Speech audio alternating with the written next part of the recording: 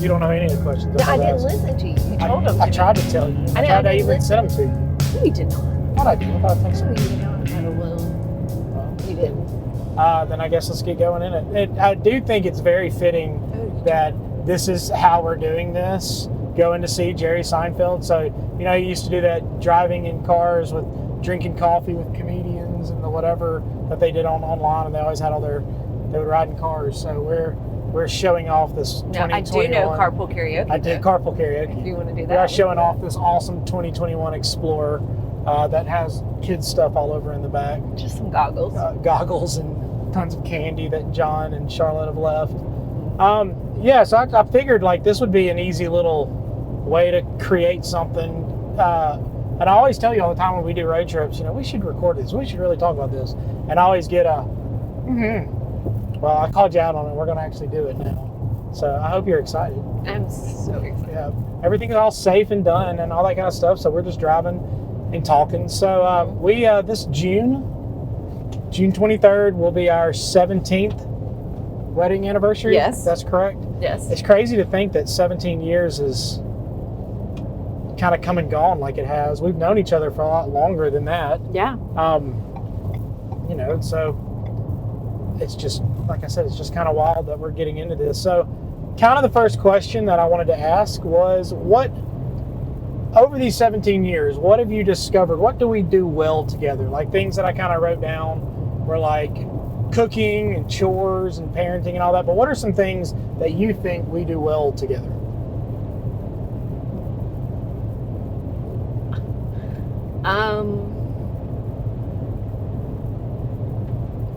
See, if you'd have read the questions, you'd have answers ready to go. I would have been prepared.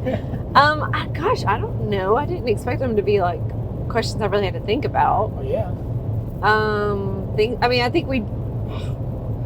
The reason I'm having a hard time is because I think we do everything together well. Well, like yeah. I'm having a hard time because I'm like, I guess I'm trying to think, what do we not do well together? Hey, will you clean that bird poop off my windshield real quick? I think it's a bug. Whatever it is. Okay, cool. I mean, like, really, I am trying to think, what do we not do well together? I feel like, and I know it sounds cliche to say, but I do feel like we get better every year, too. Yeah, we do. You know, I know when we first started dating, so like the first thing I wrote down over there on the little sheet that I have that I can see. You have a sheet? I do have a sheet with questions. I wish I could read that. Wish you could. Is cooking. So like we started, I remember when we were dating, you know, instead of trying to go out, and especially in central Mississippi, there wasn't really anywhere to go out to. We did a lot of staying at the house, staying at your mom's house or mom and dad's house, and cooking, finding random recipes. And I think we do that a lot well together. I always tell you, you're a very excellent cook, and you tell me. Just follow the recipe. You just follow the recipe. There's so many people who can't follow a recipe. I argue that I'm one of them. I can follow recipes that I want to follow, but then there are some that are just too much that I can't do that. But I think we find a lot of fun recipes to cook together. Yeah. I don't think we cook together as much anymore. Yeah. But I do feel like when one of us is cooking or you're outside grilling, I feel like the other one makes the effort to be with that one. Right. Like there's nothing worse than slaving away in the kitchen while everybody's off living their best life and you're doing all the work. And I feel like we make an effort to be like, hey, I got to do this for work, but I'm going to sit at the counter and do it. I've always said too, you know, you provide the food, I'll provide the conversation. Yeah. I might not be the best help in the kitchen. Yeah. But I can have a conversation. Yeah. And I like, you know, I kind of like cleaning up. Almost like I can be the, you know, if we have the cooking show, I can we be do that really well. We do kitchen cleanup really well. Do kitchen cleanup, and almost too well because the kids don't necessarily know how to.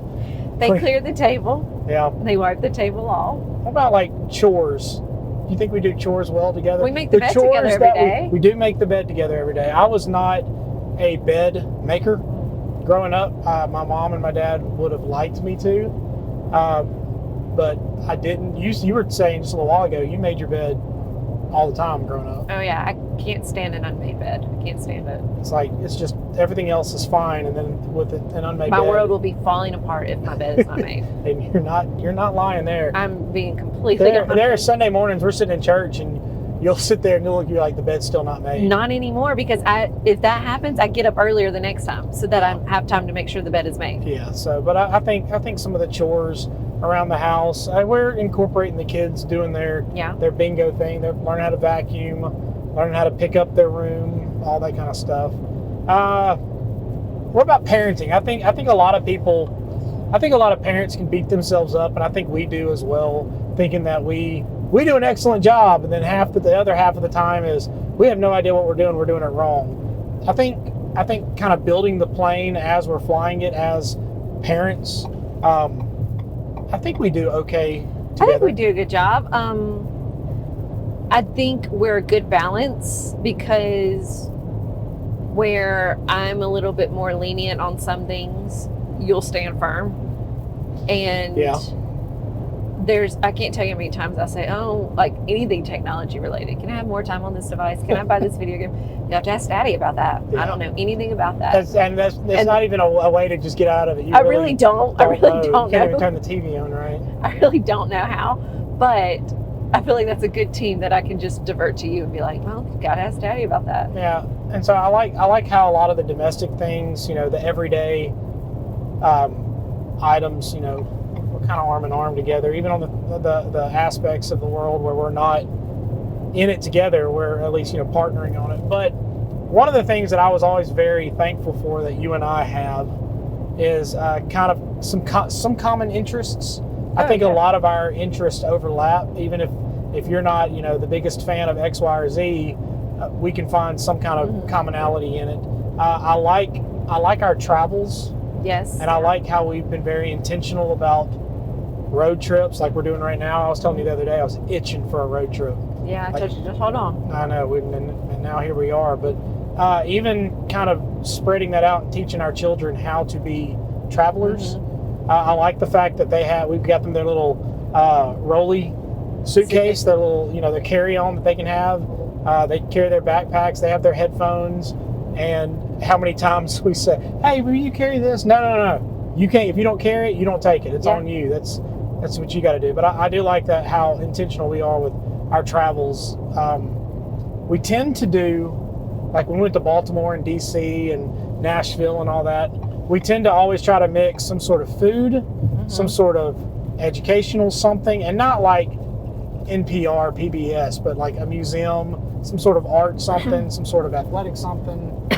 Yeah. All of that. I think that's, we've kind of found ourselves that we do those things well together. But over these 17 years, what has surprised you? Honestly, gosh, I feel like this sounds like such a bad cliche, like everything I'm saying, but how easy it is. How easy it is sometimes just to, they always say it's like you hanging out with your best friend or something like that. It's just easy. But I feel like it's always been easy between us. Yeah. Like it always has been. It was just easy to, so even like when you were at Ole Miss and I was still here, you'd come in town and call and we'd go eat dinner together, do something like that. It was just easy to fall back into being together. And I think how easy it is to keep that attitude of hanging out with your friend. Right. I know that there are a lot of aspects of marriage that, whether it be career-wise, financial, the household, the whatever, that can really make it not easy. I get what you mean. No, I'm not saying, it's definitely not. Oh gosh, one thing that still surprises me is how much you can get on my nerves sometimes. Like, I'm not even lying. Sometimes I'll be like, oh my gosh, how am I so annoyed by you? Oh, but man. Then I feel so good about myself. On the same end, sometimes I'd be like, dang, how did I get so lucky to like have you with me in this? Yeah. Like, so to say, it's not always sunshines and butterflies. What is something that I do that grates on your nerves? Gosh, Robert, again, there's what do you not do sometimes? What are some things that you do that really annoy me? I don't know. I hate when you mimic me, which you don't do that as much anymore. I don't. But I hate to be mimicked or mocked. I hate that. I hate being mimicked or mocked.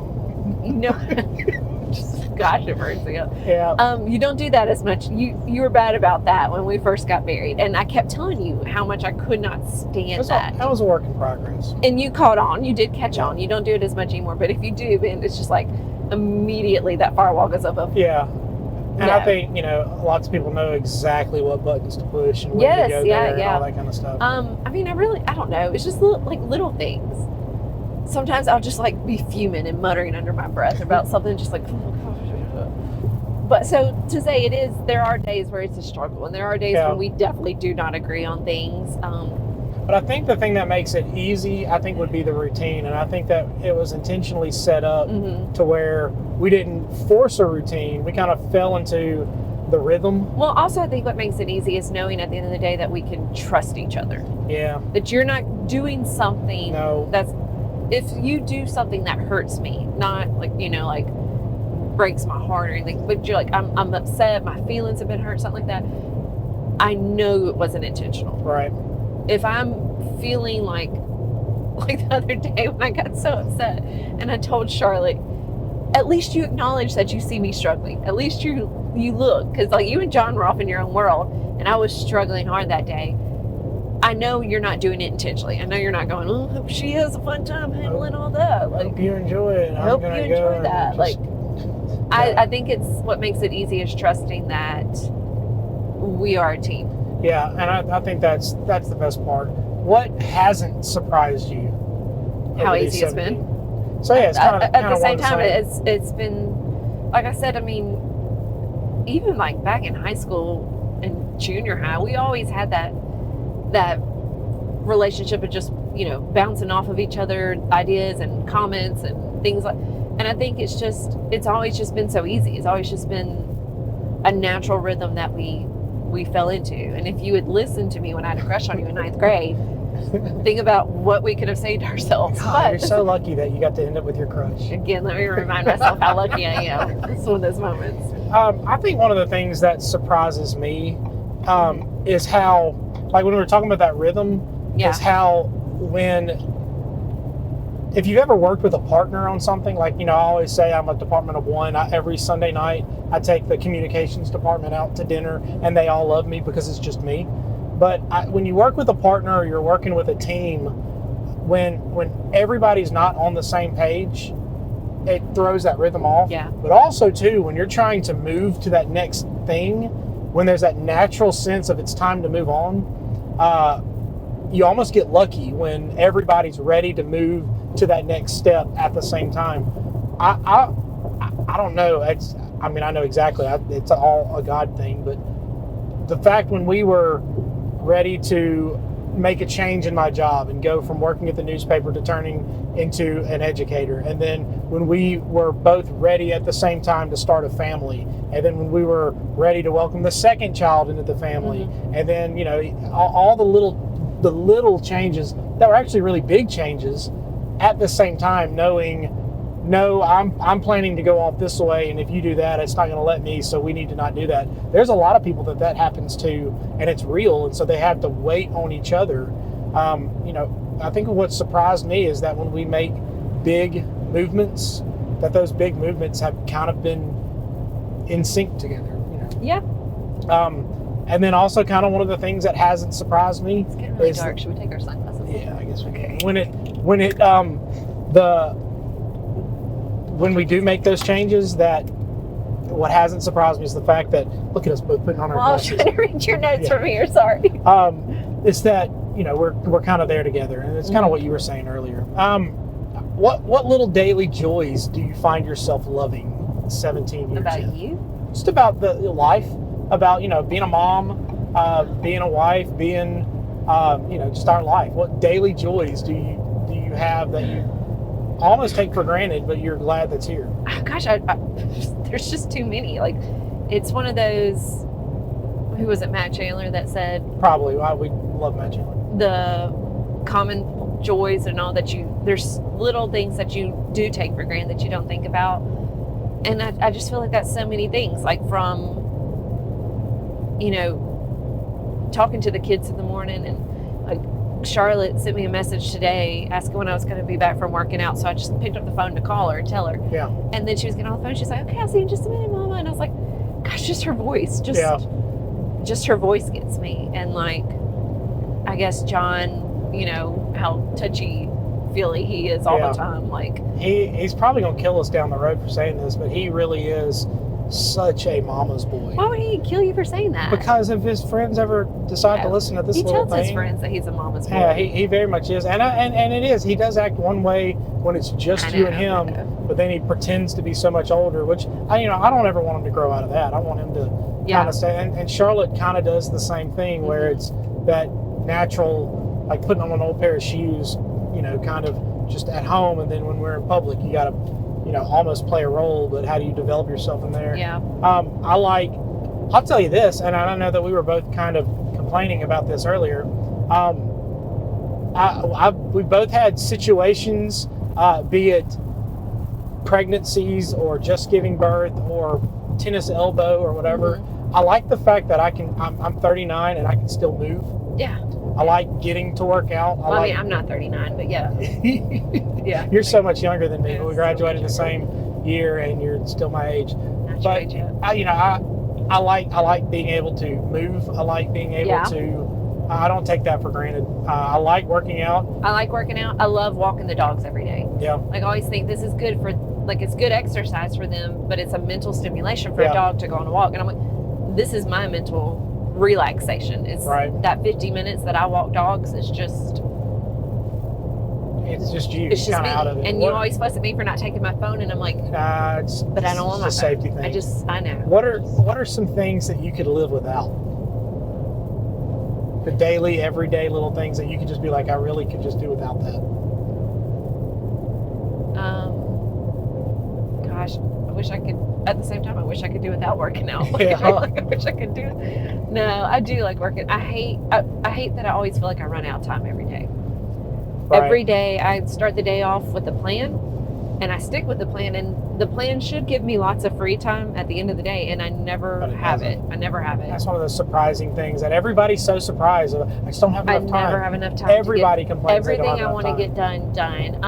I guess just, I don't even mind chores, but if I had to get rid of something, the chores that eat up time that I could be doing other things. Yeah.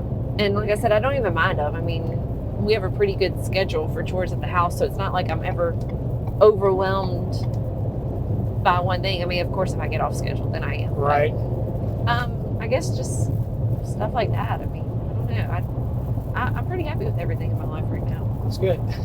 That's really good. Good. I'll take zero credit for that.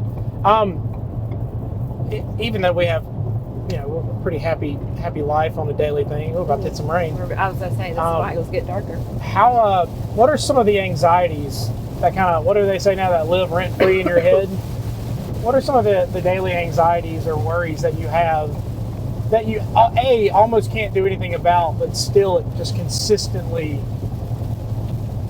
bothers you? I worry about the kids all the time. Yeah. All the time I worry about the kids. Just, are they making the right friends? Are we, praying over them enough? Are we teaching them enough? Are we giving them enough responsibility? Are we giving them too much responsibility?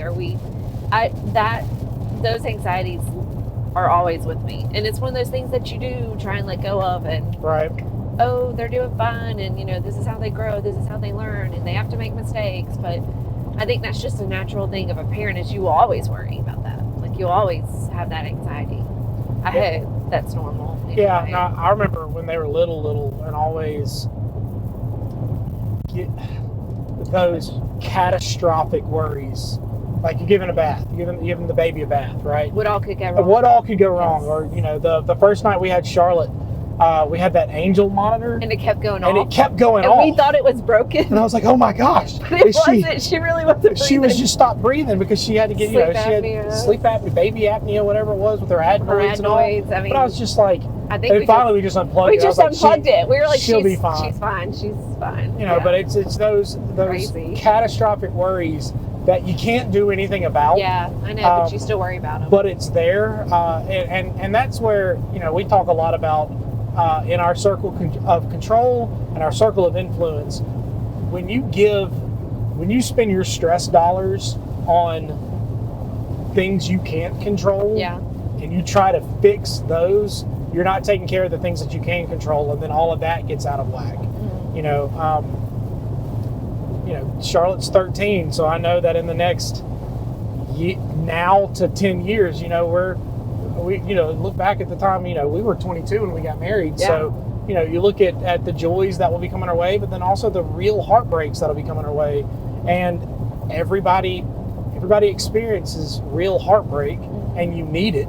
You've got to have it in order to grow, but you don't wish it upon everybody. You know, I talked to Charlotte, and I talked to students when I had students about innocence. And when you have innocence, you know, when you give up your innocence, you're supposed to gain wisdom. Yeah. You know, but there's no way to get wisdom without having that innocence to trade off. And so I know that that's coming, and we're going to have to deal with it as parents, but I can't control it. So I don't need to expend any of my stress dollars on that area that I can't control.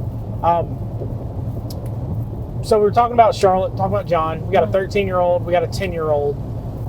So we're coming out of the childhood. Yeah. Where we've had a lot of really great things. What are some of the things that you're going to miss from their little childhood? And I know we've got, like, our generation, if we're suckers like we are, you know, we've got time hop and we've got videos on our phone and all that we can go back and, you know, remember the little voices and the little, you know, misspoken words and all. But what are some of the things that you know you'll never... One thing I always think about is just Charlotte's personality. In a way, it hasn't changed, but in a way, it's such a huge change. Yeah. Because she was always Little Miss Sunshine. Just bubbly and smiley and everything pink and unicorns and happy and princess and... Well, she was never a princess. She was always the animal sidekick. Yeah, she always the animal sidekick, never the princess. Yeah, but and now she's a little bit more sarcastic, a little bit dry. Her humor is so dry, and I mean, I love it. And you know, she's more into she doesn't care about hair and makeup right now. She'd rather wear a black T-shirt with a funny meme on it than anything else. And it's just like, I love her the way she is, and I know she's still finding her way, she's still making her way, and it's still one she's foot in in junior and high. one foot You out. never hold junior high against No, anybody. absolutely not. I remember my 3 years teaching junior high thinking, man, y'all are going to really, really be great. I remember my 3 years in junior high. No, I taught you idiot. No, I taught 3 years in junior high. I wasn't so great at junior high that they held me back and let me stay a little bit longer. That's why you're so much older than me. But no, so much older. I miss that time of her when she was just the brightest ray of sunshine, and she still is. Like, she still brings a smile to my face all the time. We'll get little ounces of both together. You know, that sarcastic wit while she's watching 101 Dalmatians. Oh yeah, for sure. You know, Disney movies all day long. We're going Disney movies a lot. But with John, I mean, like, okay, well, he still sits in my lap all the time. Right. He still gets me to carry him around all the time. But I guess it was just like, I don't, like, you know, he was always so attached to me, and he still is. I mean, he still is, but like, I guess just, I used to carry him everywhere, and now it's a count to three, brace myself, let me lift up the 100-pound child, and I can carry him and hold him, but like, not for long, like not a long time. And I guess I miss those times where he's still super cuddly, though. I mean, told you, I don't want to end up being one of those people of, you know, you better remember these times. They're never going to be here. Here, let's give you some depression while you're enjoying the joy. But, you know, I told you, you know, a few months ago, I had a dream where, you know, we were at church or school or something, and I had to go and pick up Charlotte from the nursery. And so I picked up little 3-year-old Charlotte, and I woke up and I was like, she's 13. This is not, I will never pick that child up again. And I was like, oh, that's so sad. It is. But at the same time, but that's just it. Who she is now is awesome, and then who she will become. All the sadness I feel towards when they were little bitty, and it's a good sadness. Like, I loved those times. It's the same way I feel about like high school. I loved high school. Would you do it again? No. Absolutely not. No. I loved it, and I wouldn't have changed anything about that. You know, I wouldn't have done it again because I liked it the way it was. Right. And that's how I feel about when they were little. I loved that time, and it was so sweet, and it was so special. and dare I say precious. But I wouldn't do it again because I would have to trade what I have now. Right, and I don't want to trade what I have now. I love 10-year-old, 13-year-old. Like I love this stage because now it's a lot more of sharing the things that we love with them. And now, hey, this funny humor you never would have got when you were younger, I can tell you about now. Tell you now, like, again, we're going down to see Jerry Seinfeld, yes. and Charlotte asked, "Can I watch Seinfeld?" Charlotte and I thought, a big fan. You know what? I grew up watching Seinfeld with my dad about your age. Yeah, it's kind of time. I think your humor will very much get it. So you kind of talked about the things that you're going to miss, but what are some of the things you're kind of looking forward to? Oh, the same. Like I'm sharing the things that are important to us. Like, I mean, the kids are moaning and groaning at me, but I've got a stack of books that we're going to read together this summer. Right. And they're books that I read around their age that I loved. And not that I'm forcing the things I love on them, but I feel like they genuinely will love this as well. Right. And we talked a lot, especially right when we got married, before we got married, when we were talking about having children after we got married, you know, about exposing our children to items. We were exposed to various things, whether intentionally or unintentionally. And so we talked about the value of what we got from other people being intentionally exposed. You know, what can we do? What all can we expose our children to where they can have the opportunity to see, you know, our nation's capital. They can see a really big city. They can see what an actual countryside looks like, not Hinds County, but a real, you know, real farmland country and all. But teaching our children how to eat at a nice restaurant. Yeah, I like that. Teaching our children how to behave when they're in a hotel and not jumping and screaming and running. And one child loves to run and loves to eat, and the other child is the pickiest eater on the face of the planet. Yeah. So even learning how do you handle yourself in a social setting where there's food you don't like, and instead of sitting there going, I don't like this food. And she never has. She doesn't do that. But you know, when there are people who do that. There's a Leonard Skinner monument. There's a Leonard Skinner monument. This is where the plane went down. I never knew that. Plane went down. I don't know why I've never seen that sign. I guess I'm usually reading. I've never looked. I'm reading all these road signs like I'm amazed because I've never seen them. 55 South, Exit 8, near Magnolia. I'm usually reading a book, so this is all new to me. I'm really enjoying it. So that's kind of what we're looking forward to. We're gotten so John's kind of progressing in soccer. He's getting new interests. Yeah. He's got, you know, the end of elementary school and then going into middle school. And Charlotte right now is in the heart of middle school, where she's getting to, you know, to learn, meet new friends, meet new people, learn how to meet different people, how to act around people you've known forever, people you've just met.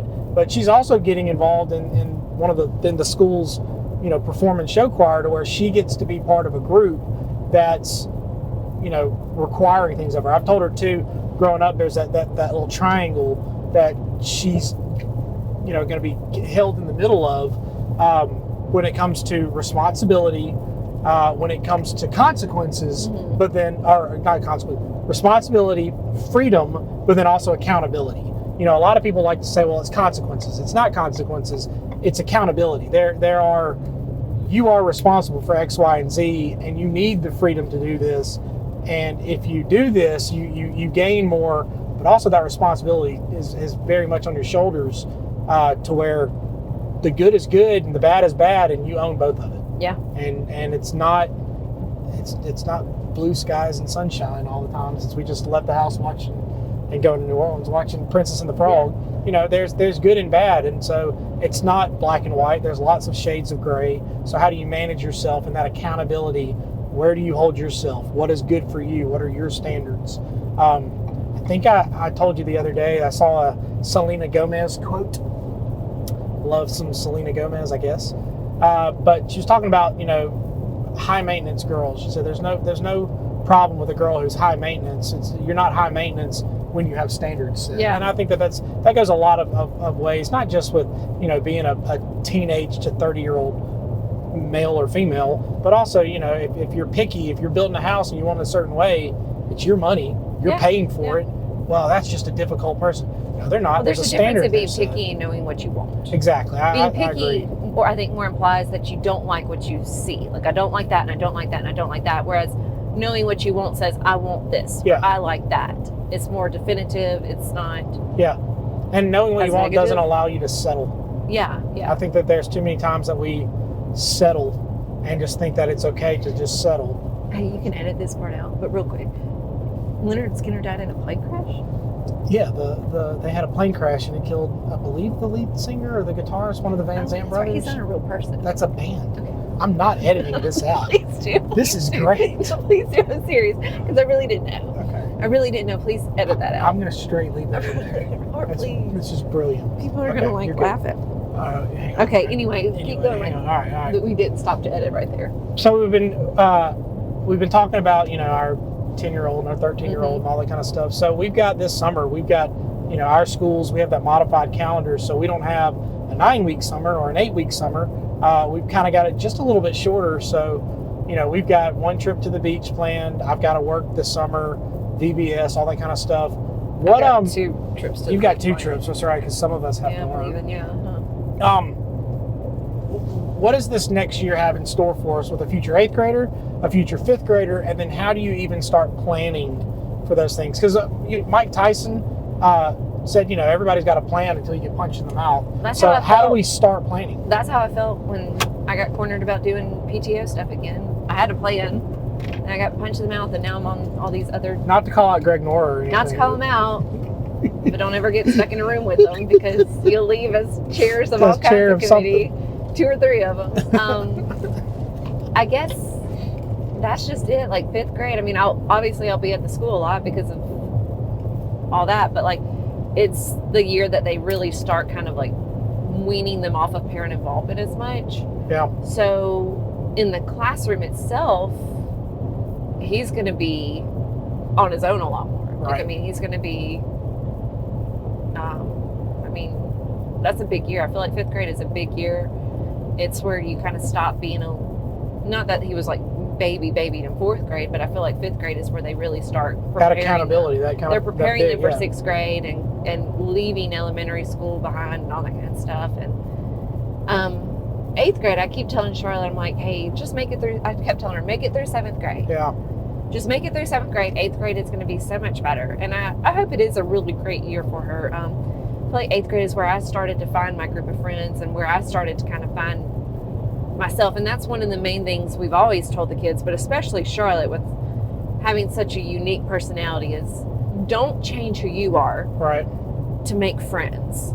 You be you, and the people who appreciate you for you will find you. Yeah, they'll find you. Your friends will come and find you. You will have a group of friends.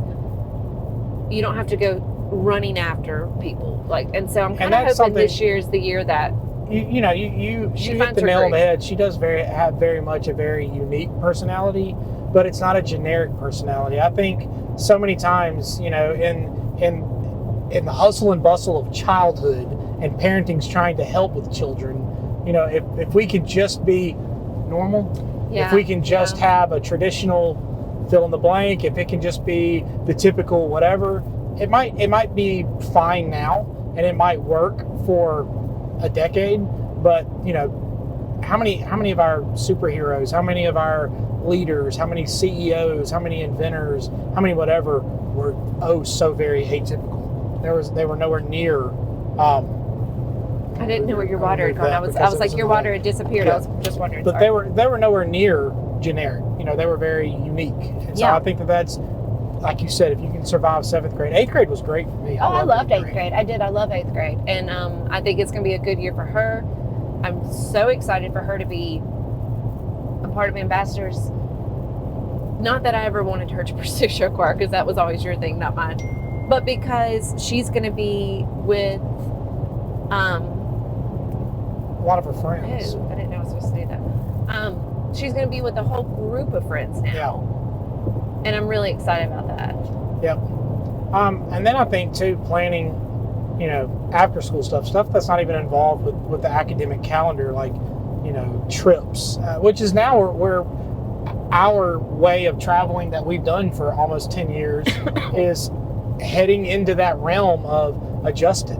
Yeah. You are part of a school group that's going to have these requirements in the spring. Mm-hmm. The typical spring trips that we take, we probably won't be able to take those. And it's fine. Again, it's not forever. it's for now. So like we talk a lot about with the kids, you know, oh, I miss the 3-year-old. Let me enjoy the 3-year-old while I have the 3-year-old. Let me enjoy the here and now so that I can be fully present instead of talking about what it was and never really growing out of it. You know, eventually I'll get to enjoy the 20-year-old. I'll get to enjoy the 30-year-old. I'll get to all down the road instead of solely living in the here and in the 2024 and never really progressing on. I think that kind of goes trading that innocence and getting that wisdom. You know, a lot of people who are wise, they don't really accost you and say, let me give you all of the advice that you didn't ask for. A lot of the wise people, you really seek out their advice. Yeah. So, all right, I'll let you go and read your book now so that you won't get to pay attention to where we are since we passed. We're in Louisiana. We're in Louisiana now. We passed the Leonard Skinner Monument. Is Leonard Skinner from Mississippi? No, Leonard Skinner, the band. Leonard Skinner is not a person. I know. I mean, okay, were they from Mississippi? No, they were not. But they had a plane crash in Mississippi, and there were some tumultuous results. I'll let you Google that and figure all that out. I don't really care. Sweet Home Alabama and all that kind of stuff. I hate that song. That's some good music, good classic rock. All right, I'm gonna let you turn that off since I'm driving and I'm not gonna be. Reach under there and push that button, squeeze it like there, and hard. Did it go off? No, it's still on. You're gonna turn it off. Hold it until it goes beep beep beep. Okay.